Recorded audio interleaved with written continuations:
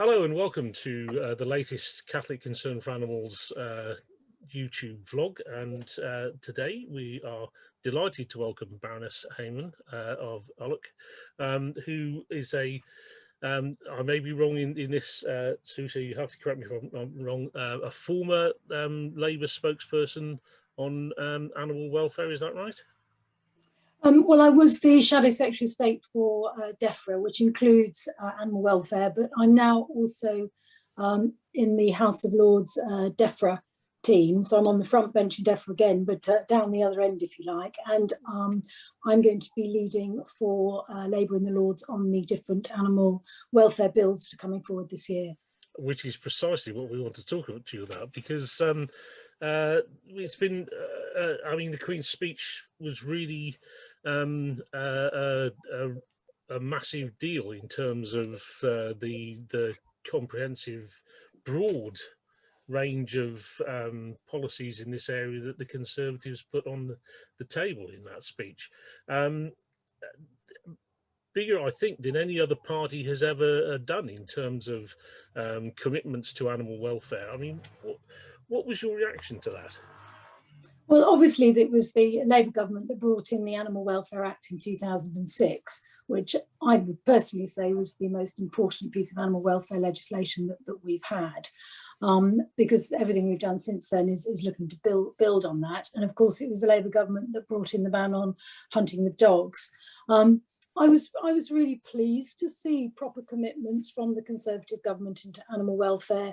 They have been talking about it for a long time. There have been a number of consultations that haven't really gone anywhere.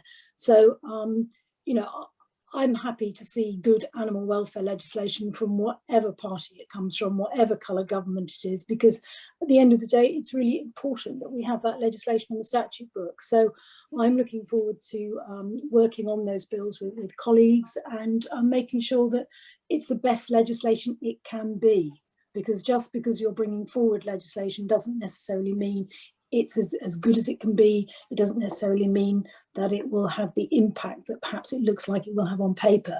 So part of my job is to make sure that it is really good and it's really effective legislation. So I'm really pleased to have this legislation to be working on. That's terrific.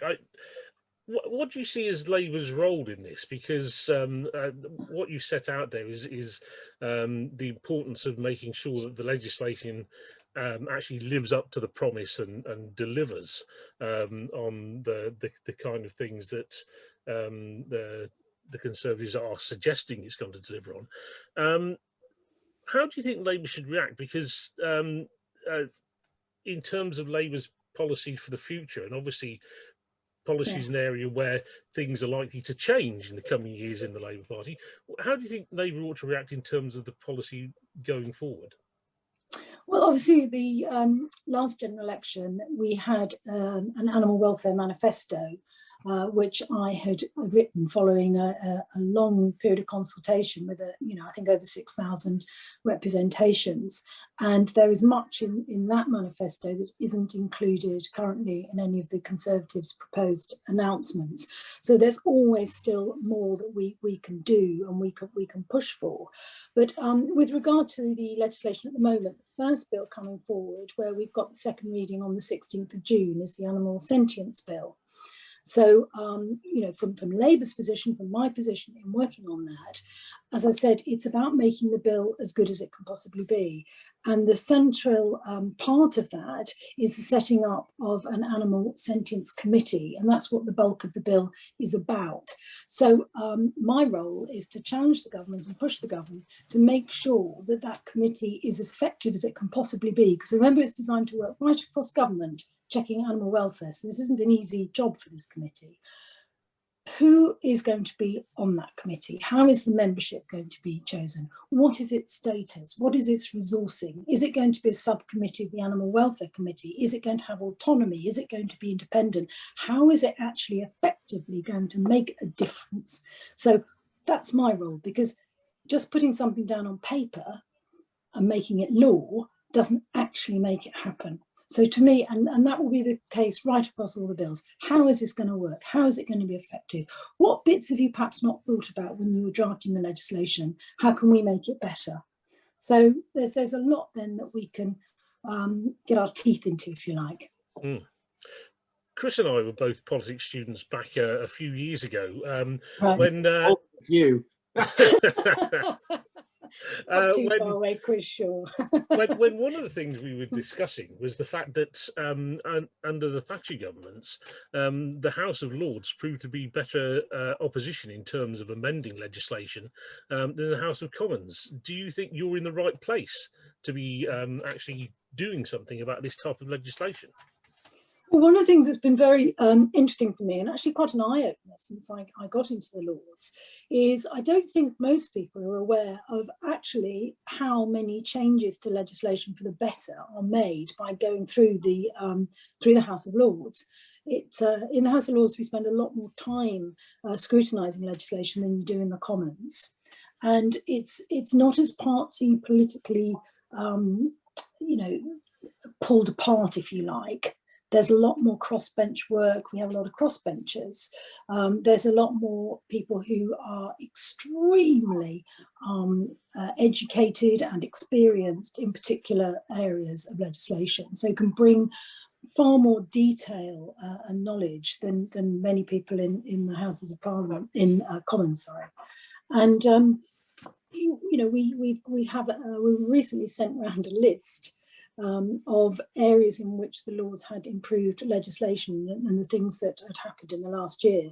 And when you actually look at it, it is actually quite extraordinary, but it's all quite quiet because a lot of those amendments are not necessarily ones that the opposition has got passed in the Lords, but through opposition amendments, cross-party amendments, and pressure on government, the government will then come back with their own amendments that basically do the same kind of thing, and bills get changed, legislation gets changed in that way. So I find it a very satisfying way to work, actually, because I genuinely feel that you can make a real difference to legislation for the better, perhaps in a way you can't in the Commons, because their committee system is different. Committee in the Commons is set by the whips, so it always has a government majority, so you could never get anything through if the government doesn't want it.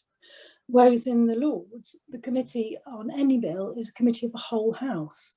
So you have the whole of the Lords looking at it, and very, very detailed, and have more time at committee, which is why you make more headway. And there's a lot more working with ministers. So I've already had discussions with Zach Goldsmith around the animal welfare bills, for example, which again in the Commons is not so common.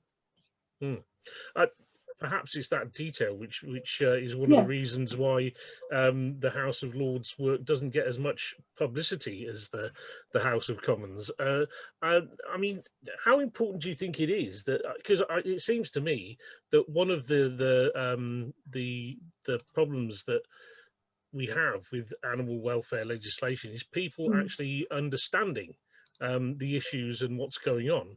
How important do you think it is to get the public to understand the debates that are going on in the House of Parliament, but also how they link to the wider world out there?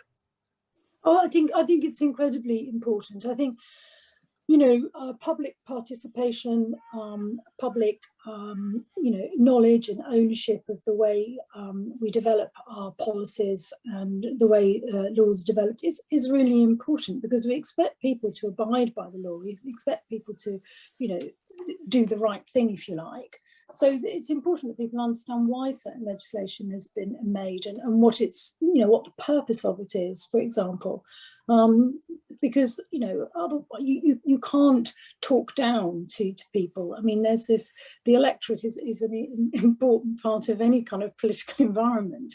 So, and it's why when I was drafting Labour's Animal Welfare Manifesto, I'd have this this long consultation period where we tried to speak to as many people as possible about what the proposals were, and actually the document that came out of that did actually have quite a lot of changes compared to the original, because of listening to what people felt were important, and some people felt that we got hold of the wrong end of the stick on certain things and you needed a slightly different focus. So it is really important. And I think one of the things when you're a politician, we don't know everything. just because I'm writing a policy doesn't mean that I'm necessarily going to know everything there is about that subject. So it's really important to not just kind of talk to people, but also to listen. Absolutely, and well, which is something politicians are accused of not doing very often. Right. But I couldn't agree with you more. One of the things I actually find really interesting about this is that it's only been a very short period of time since the Queen's speech, when this was all laid out with a big array of issues in this area. Yeah. And yet it's already coming up against its first test in terms of the negotiations with trade with Australia, and the nature of whether the animal welfare issues which we are apparently may be adopting are going to be reflected in those kind of treaties. And of course, this is the first of many, many more to come. How do you reflect on that? I mean, what is your view, and your view of what Labour's position ought to be in terms of the kind of negotiations we're going to have after Brexit, and the way this animal welfare agenda is going to play out? Yeah, no, I mean, one of the things that I always spoke out about was the concerns I had over trade deals undercutting the standards we have in this country, you know, with other countries, whether that's Australia or New Zealand, whether it's Brazil, whether it's China. You know, I feel that, one, it's completely and utterly unfair to bring in, you know, from an agricultural perspective, to bring in goods that are basically able to undermine the standards that the farmers here have to stick to, you know, by law. And I would like to see farming standards improved for animal welfare. I know a lot of farmers would, and a lot of farmers are very proud of the standards that they hold. And we need to be, you know, moving into a direction where we, you know, we end cages and pig farrowing and so on and so forth, and crates, you know. But the trouble is, if the trade deals you have mean that the countries you're trading with can produce to a much, much lower standard at a much lower price because they're at a lower standard, then you're pushing things in the wrong direction. I mean, you really are. And I think one of the things that we need to think about, particularly if you're thinking the first bill is animal sentience. So what do we mean by sentience? Does it go by the by when economics comes into play? Because if you look at farm animals, they're also an economic product as well as a sentient being. So which takes precedence? And I know what I think, but that's one of the reasons I'm concerned about the strength and power and independence of any committee that's set up. Because if it can just be ridden roughshod over Department of Trade and Industry, then how is it going to fulfil its duty? Well, we've been doing quite a bit of work recently on fish, and obviously that's come out as a major issue in terms of things like aquaculture and in fishing more generally. So, I mean, the issue of sentience is clearly one which, if it's taken forward, could make a big change. Yeah, no, absolutely. In fact, I've just recently put down a question in the House of Lords to DEFRA about fish, farmed fish in particular, and issues of cruelty around that. So it'll be interesting to see what they come back with. I think, you know, the difference between now, if you look at the Animal Welfare Act of 2006, it was just talking about vertebrates, but you know, allowed the possibility to be that extended. Where there's obviously the consultation at the moment on whether or not cephalopods and decapods, you know, your lobsters and so on, and octopi are to be included in it. So, and I think there's a fairly broad consensus that actually it should be extended to include them, and you know, and then how, you know, as we get more scientific information about what animals feel and so on and so forth, then I think that will continue probably to be extended as we have a greater understanding.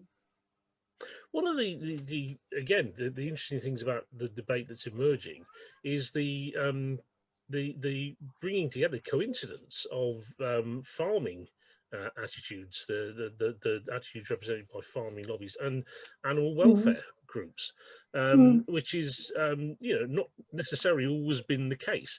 Do you think this represents an opportunity for Labour, for politics generally, to kind of like create a new consensus in this area about animal welfare going forward? Well, I mean, I would hope it would.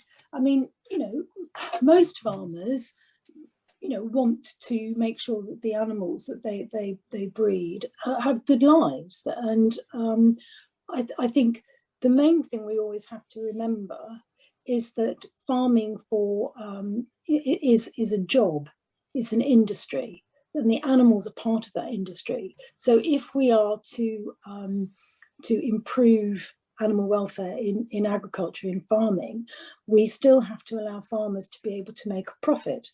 Otherwise, what's the point in being in that kind of business? So we have to, as governments and political parties, when developing policy, have to look at how they can support the farming community with whatever resources they need to take that next step. Which is why I think if you're making a policy on something that's going to affect the cost of production, you have to have a lead in time. You have to have an opportunity to allow farmers to be able to afford to make that step. I always remember that there's a large chicken farm near where I live here, and there was a rule brought in that you had to have windows for natural light in the hen houses. Now, I agree with that. I think that's really important. But he just spent an awful lot of money on new hen houses that didn't have windows, and he didn't have any money to adapt.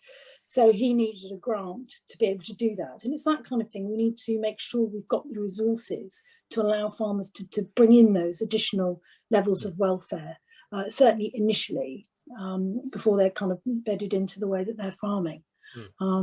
Because I do think it's really, really important. One of the things I've always felt really strongly about is that we need to move away from kind of that industrialized, intensive farming, and support whatever. And it's less about size; it's about methodology.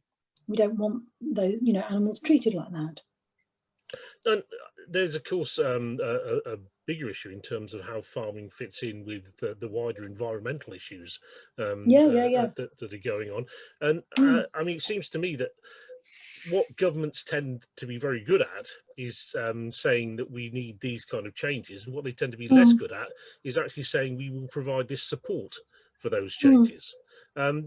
We really need governments now, don't we, to actually put in place support packages for things like farmers to change production, for our behaviour to change in terms of the way we go forward. Yeah, no, exactly. I mean, you have to provide kind of meaningful support for farmers to kind of, transition to higher welfare standards. If because there's no point bringing in a law that they're going to try that they're not going to be able to do, and you're either going to end up with farmers saying, "Well, actually, I can't do this," or not having the money and deciding it's not worth it. You have to. And it's the same with the environment. I mean, they've brought in obviously the environmental land management schemes as part of the agriculture bill as we move away from the older common agricultural policy. And to me, that kind of high welfare future for farming, if you like, high animal welfare future for farming needs to be included as that, because how animals are farmed also affects the environment and biodiversity and so on and so forth. It all needs to be part of the same package. Yeah, and indeed, I mean, whether farmers transfer from animal farming to plant-based farming as well, which may become a bigger issue with changes in behaviour, changes in eating habits too. Yeah, I think, as I said, farming is a business, and they need to make decisions based on business as well as based on what they have been doing possibly for generations as well. And I think that often we're talking about what the public understands and needs. I think often they don't understand that kind of pride in that.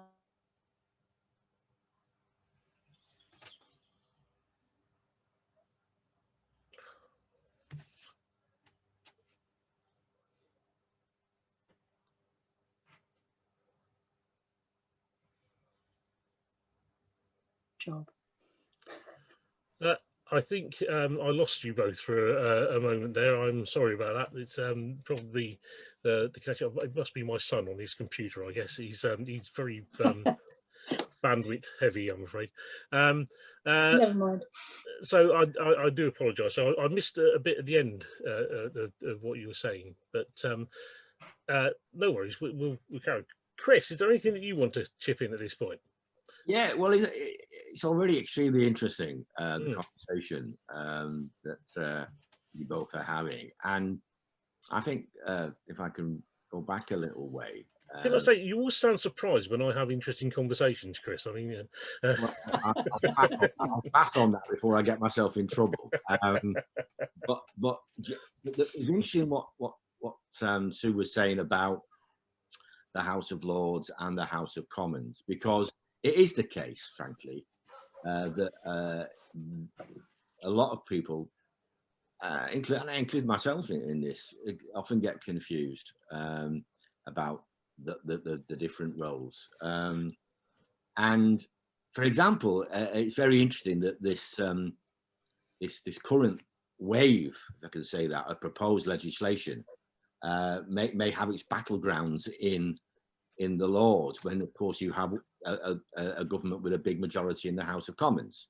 And I think you referred to Mrs. Thatcher's days, but also I assume that was probably similarly the case on the Labour big majority. It's not party specific. I mean, the Labour Party had big majorities not that long ago, so then the opposition probably would have been in the Lords at all. And it's interesting with Lord Goldsmith and Sue now both in the Lords. It's quite interesting how this will develop. And from our perspective, CCA, though not directly involved in the House of Lords, we were asked only recently what bishops might be involved in this. You know, and can we find any bishops to speak up? And we contact our Anglican colleagues, and we may have contributions from the clergy. But that's interesting, see, because obviously that will be another involvement for us, even though a step aside, because there aren't, let's have a look, any Catholic bishops yet in the House of Lords, and we may or may not see that in a 200 years' time. But you know, clearly the influence of the bishops from our perspective is another example of how CCA and our colleagues in the faith world can try and influence this debate. So it's very interesting to watch what will happen over the coming months on these proposed government legislation, but also, as you've said and discussed, the issues of trade deals. Because although the animal advocacy movement generally welcomed the Queen's speech, and I take the point very correctly about the detail of any legislation, and legislation proposed by government can always be potentially improved by good scrutiny, whether it's in the Commons or the Lords or anywhere else, frankly. But then the tension that you've already talked about between this proposed legislation and then maybe not so good trade deals with Australia, which is the first one we've seen, and then subsequent trade deals. So I think it's an interesting and exciting time for the animal advocacy lobby in the United Kingdom, but also you know, we'll have to see. And as has been said, the government has been promising legislation for a considerable period of time in various aspects of animal advocacy. And you know, although it might seem like a new government or under Prime Minister Johnson, the party of government have been in control of the country for quite a number of years now. So it's and they have gone through various iterations of prime ministers in that period, and obviously are well aware that Brexit has taken up a lot of time and effort of government, and in many ways overshadowed other things, including animal advocacy. But now is the time for the delivery of the promises, and it's going to be very exciting. On that point, Sue, I mean, the kind of package we saw in the Queen's speech has been quite closely linked with the current Prime Minister and those close to him.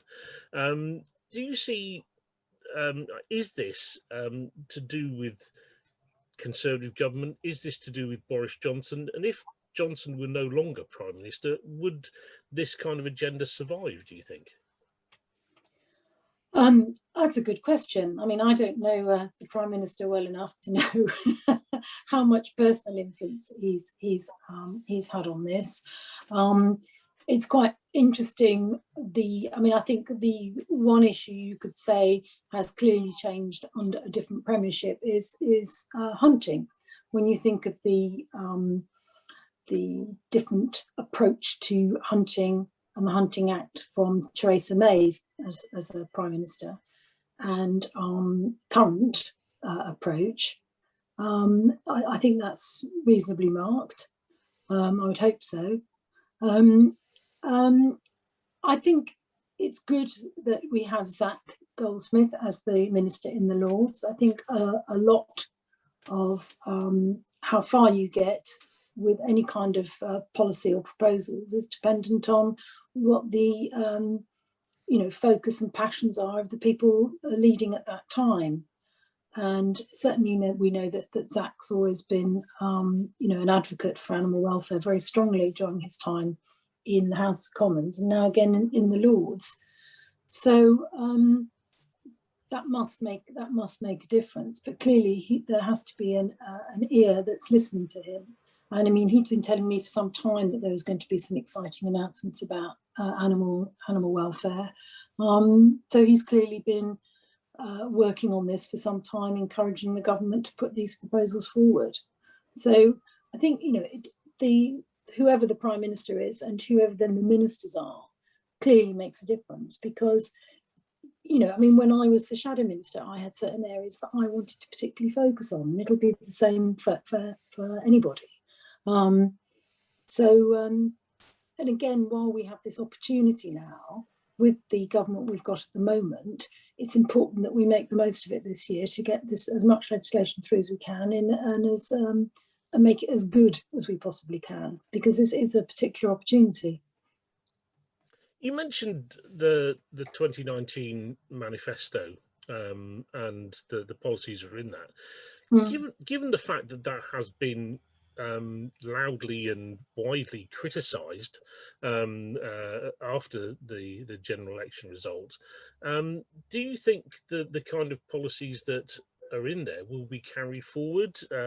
Are we about setting a new agenda in Labour for animal welfare? I mean, will we be going through will we be going something through like the 1980s with the policy review and a new form of policies emerging from it, all bright and shiny for a future Labour government? Well, the Animal Welfare Manifesto from 2019 wasn't part of the main manifesto. It's a separate document and wasn't widely criticised. Just like to put that out there. That actually went down very well. Thank you very much. It wasn't criticised by CCA. We were very pleased with what was in that manifesto. So I just make that point. But my understanding is that the Leader's Office is along with the Shadow Cabinet, are currently reviewing the policies in the 2019 manifesto. So I think it's a matter of watch this space. Yeah, if I could just come in there to make this obviously point as well, is that we were very, very pleased as an animal advocacy movement, and certainly as CCA, with the Labour Party Animal Welfare Manifesto of 2019.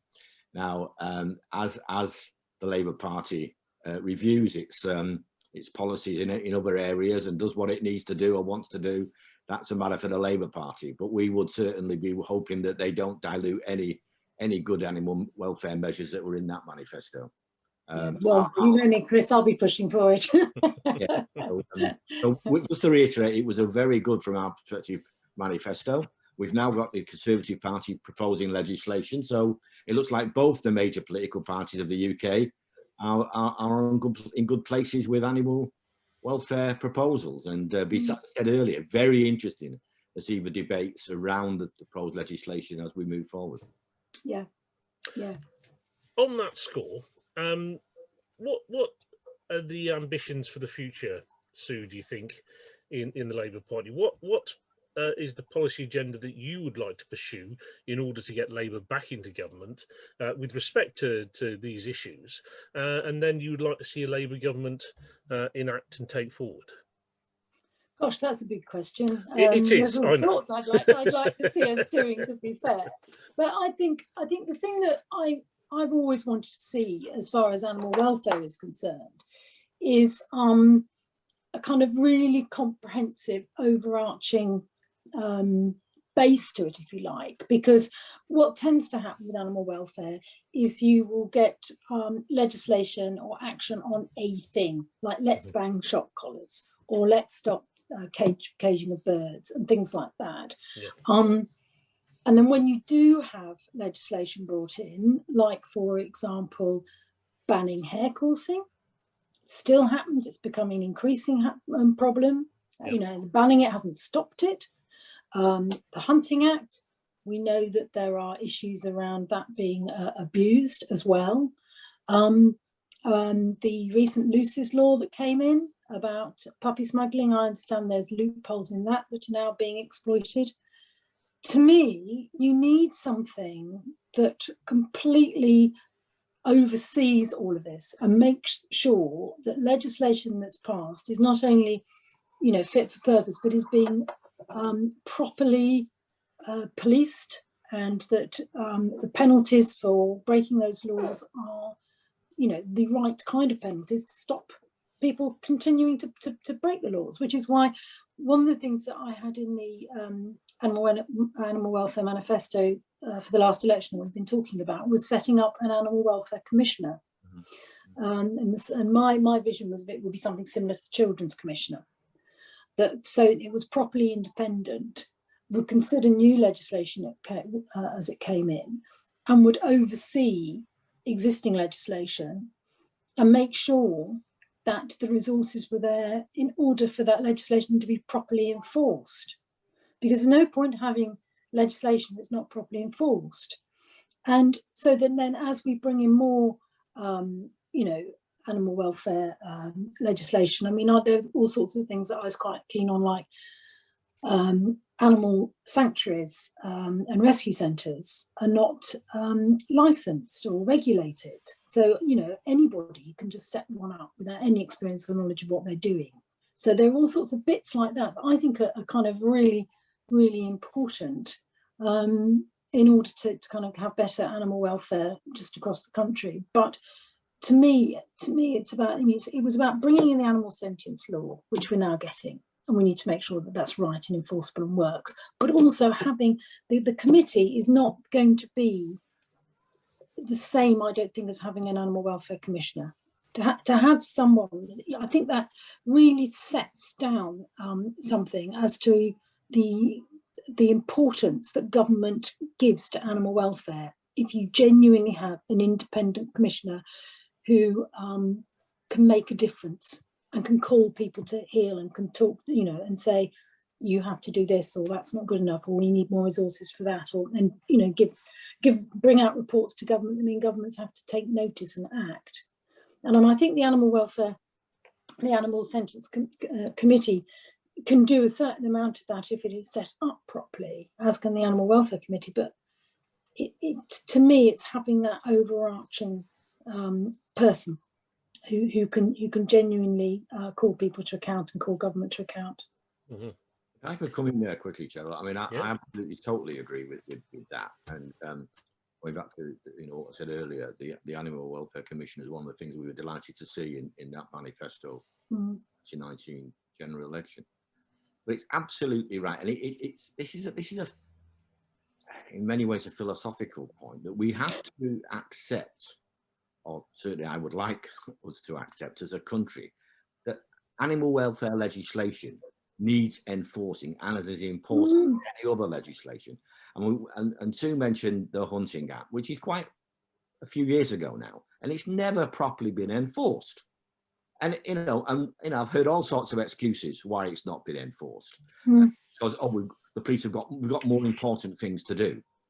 One piece of law more important than another piece of law. This is the law of the land. This particular legislation, I'm just using it as a prime example. It's always had 80 to 90% of the public supporting it. Yet it's never, in my opinion, been properly enforced. And we need to ask, why is that the case? And we need to, we should never forget the public are massively in support of improved animal welfare in all sorts of areas, whether it's farming standards, whether it's wild animals, whether it's companion animals. Massive support for any issue you raise. The public want that support, which is, I would argue, is what the Conservative Party over the last decade have come to realise, actually, which is why they've perhaps changed some of their approaches, not least of which are on the Hunting Act itself, because they know how much the public care about these issues. And it's just not good enough for whoever's supposed to be enforcing these things to say, we've got other things to do that are a priority. The law is the law, and from our point at CCA, the most important law from our perspective is enforcing things like that. And it's always a worry that, we have all this trouble of getting legislation through. The Hunting Act exam, it took so long to get through, and then it's properly enforced, and it's frankly not good enough from my perspective. But I think the other thing that's I think I'd like to see change is obviously recently we had the Animal Welfare Sentencing Bill, which got royal assent just before the last recess, and one of the things that concerns me about that, obviously what that does is it increases the maximum sentence for cruelty for 6 months to 5 years, but it only covers animals under the influence or care, I can't remember the wording, of man. So it doesn't include wild animals. And they still come under the Animal Welfare Act, which is 6 months. So one of the things that I've been saying is that we now have a 2-tier system for cruelty to animals. So you can, if you're cruel to, say, a cow or a cat, you can get 5 years. But if you are cruel to a fox or a hare, for example, it's 6 months. And to me, all animals should have equal protection under the law. And I think that's somewhere where new legislation has actually caused a difficulty, an anomaly that ultimately needs to be sorted out.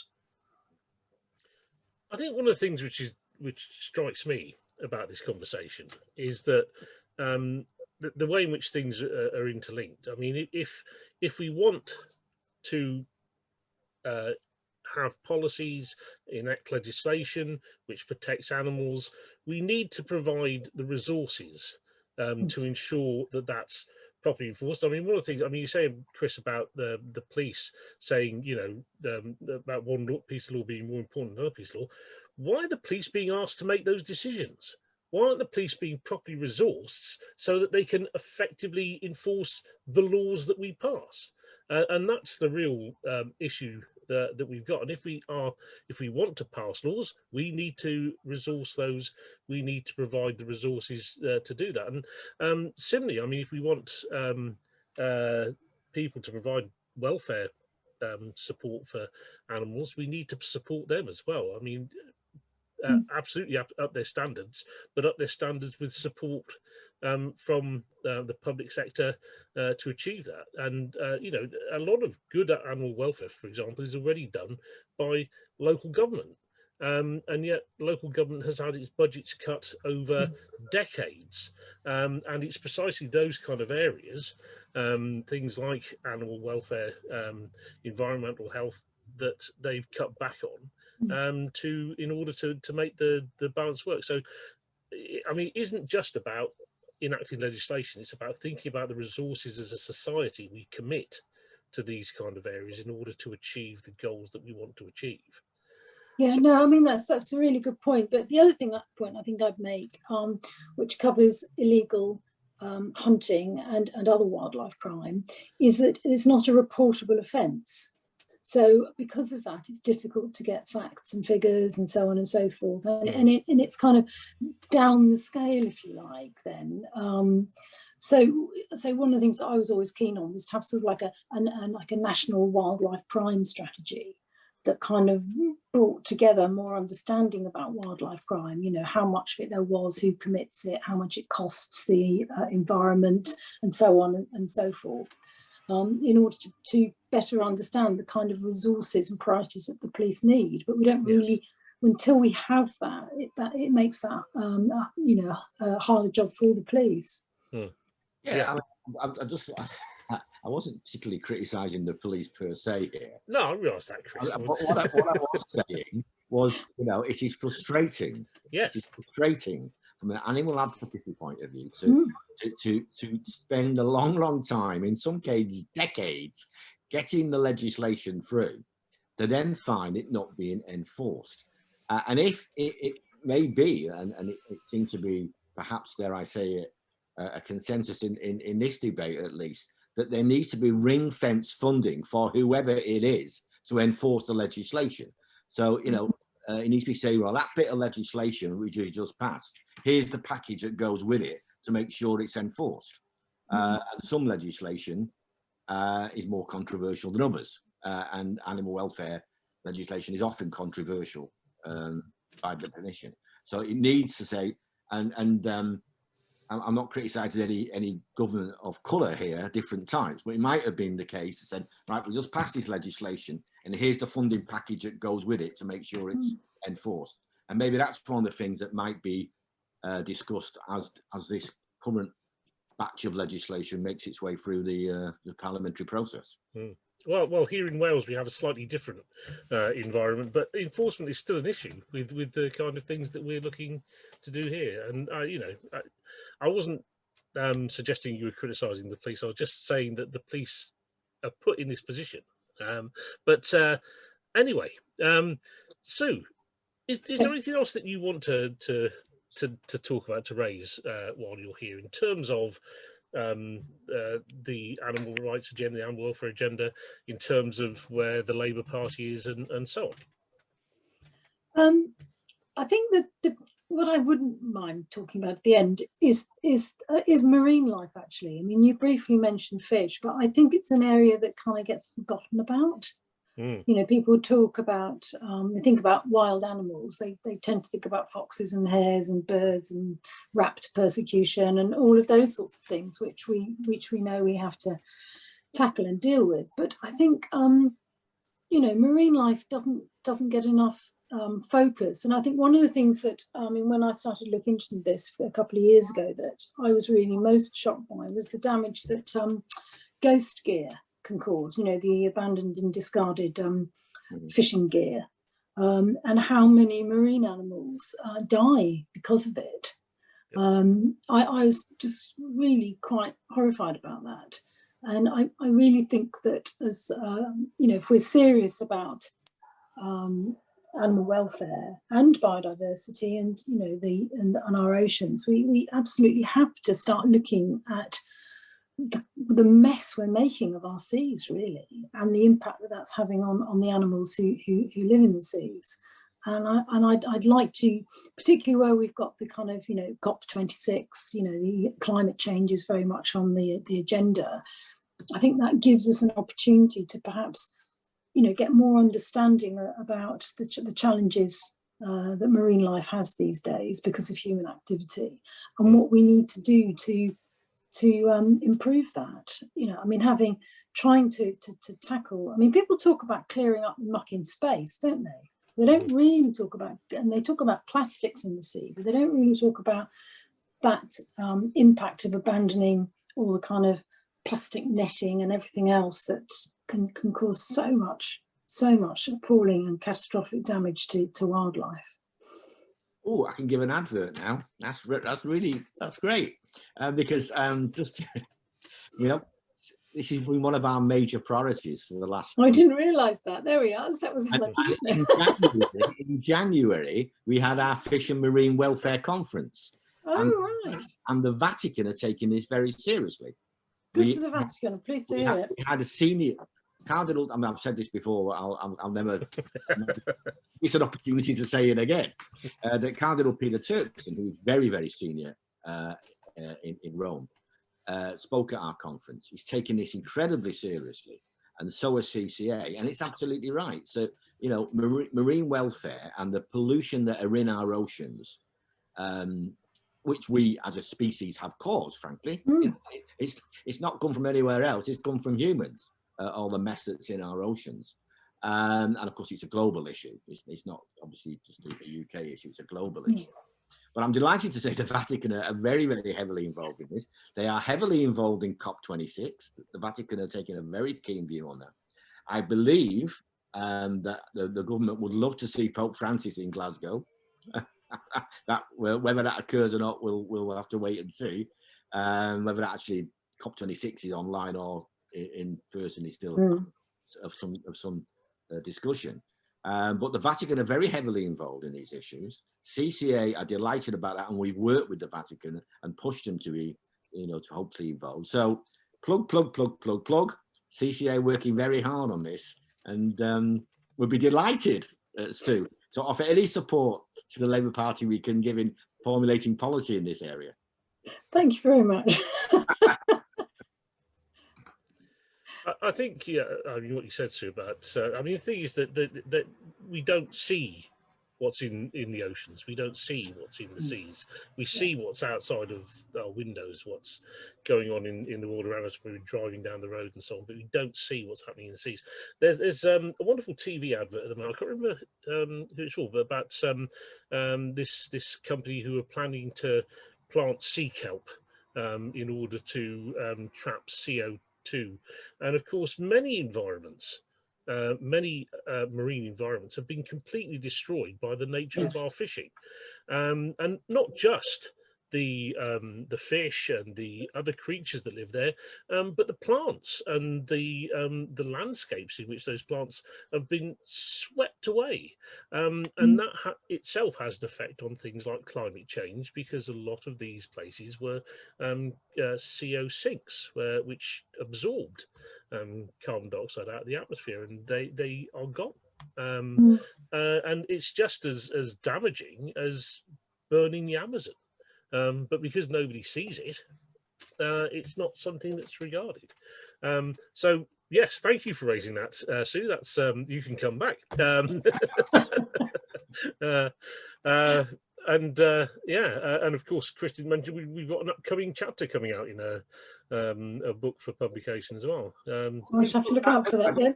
No, we've that's right. Gerald and I have mostly Gerald actually. I must give credit where he's due. He is the academic after all, not me. But we've got a chapter of a book on this subject coming out on the environment and about fish. Right. Sometime this summer, we believe, which is part of our ongoing work on the fish and marine project that we've been working on. And just another thing, I mean, one of the things that you may not know, Sue, is that I currently chair the Fish Welfare Committee in Brussels for Eurogroup for Animals. And I didn't know that, no. And one of the things I'm trying to do is talk about marine welfare as well, which we are obviously looking at, apart from just the fishing issue. So so we're working very hard on that. And that's great. Yeah. Anyway, Sue, thank you very much for coming. Thank you very much for that discussion. It's been very enjoyable. I've greatly enjoyed it, and it's been interesting. So that's good. Is there anything else again that you want to say before we tie this up? No, only just that, you know, thanks very much for inviting me, and it's been really good. It's been a really interesting discussion actually, and I now know to look out for what Chris and you are doing on marine life. read this chapter in the book. I will.